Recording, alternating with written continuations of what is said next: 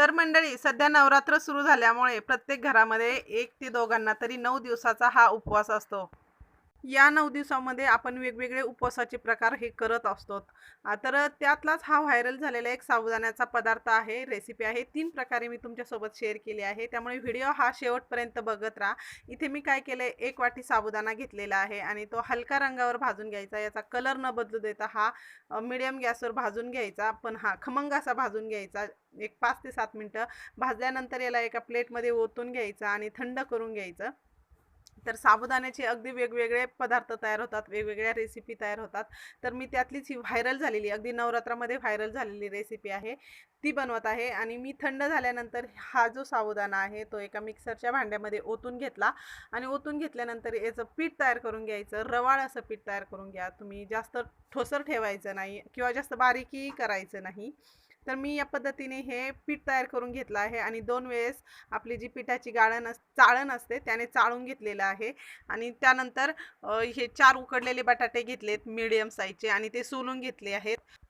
हे उकडून सोलून घेतलेले बटाटे एका किसणीने हे जे साबुदाण्याचं आपण पीठ केलं होतं त्यामध्ये किसून घ्यायचे आहेत. इथं 4 मीडियम साईजचे उकडून घेतलेले बटाटे किसून घ्यायचे. तर हे जे 1 वाटी साबुदाण्याचं पीठ आहे आणि हे जे उकडलेले 4 बटाटे आहेत, तर हे प्रमाण जे आहे ते अगदी परफेक्ट होतं. यापेक्षा जास्तही घेऊ नका आणि यापेक्षा कमीही करू नका. नाहीतर जी आपण रेसिपी बनवत आहोत ती पूर्णपणे बिघडून जाते. हवं ते आपल्याला इथे म्हणजे करता येत नाही, रेसिपी फसते. तर हे जे प्रमाण आहे ते परफेक्ट प्रमाण आहे. या प्रमाणातच तुम्ही सगळं क्वांटिटी घ्या, सगळं साहित्य घ्या. तर मी इथे सगळे 4 बटाटे उकडलेले आपले किसून घेतलेले आहे. किसून याच्यासाठी घेतलेत कारण त्याच्या ज्या फोडी असतात त्या अशा मध्ये मध्ये लागू नयेत म्हणून बटाटा हा किसून घेतलेला आहे. त्यानंतर किसलेल्या बटाट्यामध्ये मी 3 इथं हिरव्या मिरचीचा ठेचा टाकला आहे, 3 चमचे. तर तुम्ही तुमच्या आवडीचे मसाले म्हणजे जे तुम्ही उपवासासाठी खाता तर ते मसाले इथे टाकू शकता. तर मी इथे जिरे कोथिंबीर काही टाकणार नाही, कारण कारण आमच्या इकडे हे खात नाहीत हे मसाले, जिरे किंवा कोथिंबीर. तर फक्त आमच्या इकडे मीठ आणि मिरची चालते या उपवासाच्या पदार्थाला. तर त्यामध्ये मी हिरवी मिरची टाकून घेतली आहे, ठेचा केलेली, म्हणजे फक्त मिक्सरमधून काढलेली हिरवी मिरची आणि सैंधव मीठ चवीपुरतं टाकून घेतलं आहे. आणि ते छान एकजीव करून घ्यायचं. बटाटा आणि साबुदाण्याचं पीठ एकजीव होईपर्यंत हे मिक्स करून घ्यायचं आहे. त्यानंतर मिक्स झाल्यानंतर त्यामध्ये थोडं थोडं पाणी टाकून सैलसर असा घट्ट गोळा तयार करून घ्यायचा आहे. जास्त घट्ट पण नको आणि जास्त सैल पण नको, मीडियम असा गोळा याचा तयार करून घ्यायचा. साबुदाणा हा एकदम चिवट असतो, त्यामुळे त्याचं पटकन असं घट्टसर गोळा लगेच तयार होतो. त्यामुळे त्याचं असं सैलसरच गोळा ठेवायचा. तर गोळा तयार झाल्यानंतर याला अर्धा तास हा जो गोळा आहे तो भिजत ठेवायचा. भिजल्यानंतर पुन्हा एकदा हे जे पीठ आहे, आपण जे गोळा तयार करून घेतलेलं साबुदाणा आणि बटाट्याचं, ते खूप घट्ट होतं. त्यामुळे त्यामध्ये थोडंसं पाणी टाकून पुन्हा एकदा हे पीठ जे आहे ते मळून सैल करून घ्यायचं.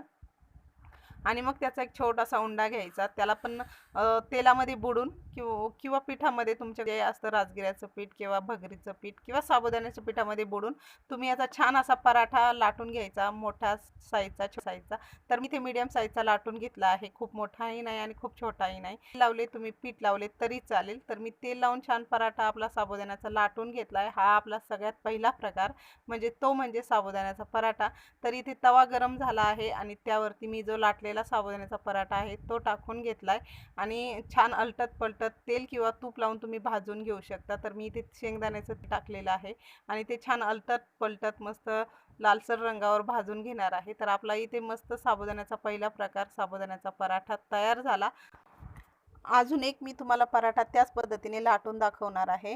काय करायचं, दुसरा पराठा लाटायला घेतल्यावरती पण हा जे पीठ आहे ते घट्ट होतं, त्यामुळे थोडंसं पाणी लावून पुन्हा एकदा मळून त्याचा छोटासा गोळा घ्यायचा आणि मगच तेल लावून लाटून घ्यायचा हा पराठा. तर मी हे जे पराठे लाटले आहेत ते अगदी दिवसभर मऊ लुसलुशीत राहतात, अगदी वातट होत नाही किंवा कडक पण होत नाही, कारण यामध्ये आपण उकडलेला बटाटा घातलेला आहे. तर हे एकदम मऊ लुसलुशीत दिवसभर राहतात. अगदी संध्याकाळी पण मऊ लुसलुशीत आपले हे साबुदाण्याचे पराठे राहतात. तर मी असेच दुसऱ्या प्रकारचा पण पराठा आपला म्हणजे दुसरा पराठा लाटून घेतला आहे साबुदाण्याचा. अगदी म्हणजे जास्त पातळ पण नाही केला आणि जास्त जाड पण नाही ठेवला. मीडियम साईजचा लाटून घेऊन तव्यावरती टाकून तेल टाकून आलटून पलटून भाजून आपला इथे पराठा तयार करून घेतलेला आहे. तर आपला इथे साबुदाण्याचा पहिला प्रकार हा तयार झाला आणि आता आपण आपल्या दुसऱ्या प्रकाराकडे वळूयात. तर त्याच पद्धतीचा आपला हा दुसरा प्रकार आहे, म्हणजे एकाच डोमधून आपण इथे 3 प्रकार करत आहोत. तर एक प्रकार तयार झाला आणि आता आपण दुसरा प्रकार बघूयात, तो म्हणजे थालीपीठ. साबुदाण्याचं थालीपीठ इथे आपण करणार आहोत. त्यापूर्वी जर तुम्ही अजून आपल्या चॅनलला सबस्क्राईब केले नसेल तर नक्की सबस्क्राईब करा, लाईक करा आणि शेअर करा. तर कमेंट करायला विसरू नका की आपली आजची व्हायरल झालेली रेसिपी तुम्हाला कशी वाटली. तर मी इथे पोळपाटावर छान हा ओला कपडा टाकून घेतला आहे. त्याला अजून थोडंसं पाणी लावून घ्यायचं आणि एक आपला जो साबुदाण्याच्या पिठाचा गोळा आहे तो घ्यायचा छोटासा. त्याला पाणी लावून घ्यायचे आणि त्यावरती ठेवून घ्यायचं आणि हाताला पाणी लावत लावत या पद्धतीने हे थालीपीठ जे आहे ते थापून घ्यायचं आहे. हा घट्टसर गोळा असल्यामुळे थोडासा चिरटत आहे, तर तो हातानेच पाणी लावून थोडासा मिळून असा छान असा थापून घ्यायचा आहे. तर या पद्धतीने म्हणजे तुम्हाला व्हिडिओत दिसतं आहे त्याप्रमाणे तुम्ही हे थालीपीठ थापून घ्यायचं. थालीपीठ थापून झाल्यानंतर त्याला अलगद हाताने उचलून घ्यायचं आणि तापलेल्या पॅनवरती टाकून द्यायचं. तर इथे मी पॅन अगोदरच तापून घेतला होता आणि त्यामध्ये हे थालीपीठ टाकून घेतल्यानंतर त्याला वरतून सुकतं, त्यामुळे थोडंसं पाणी लावायचं. पाणी लावल्यानंतर पलटी द्यायची आणि मग यामध्ये तेल किंवा तूप टाकून भाजून घ्यायचं. अलटत पलटत लालसर असा रंगावर आपलं थालीपीठ तयार झालं भाजून. आणि आपला आता तिसरा प्रकार करणार आहोत, तर ती म्हणजे साबुदाण्याची पुरी. तर मी साबुदाण्याची पुरी तयार करायला लगेच घेतली, कारण हे जे आहे ते साबुदाण्याचं पीठ आहे हे मी विसरले होते. तर त्याला अगोदर पाण्यात मळून घ्यायचं. तर तशीच पुरी लाटायला घेतली, पण मग काय केलं, पुरी तुटली.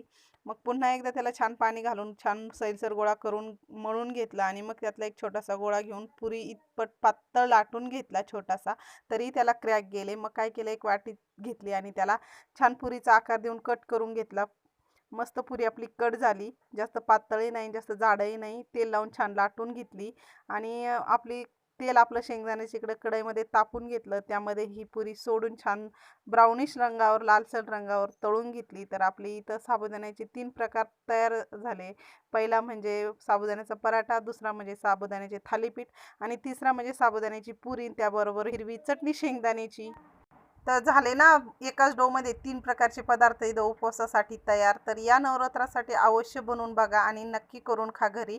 एकदा तरी बनवून खा. तर आवडले असेल तर लाईक, शेअर आणि सबस्क्राईब नक्की करा.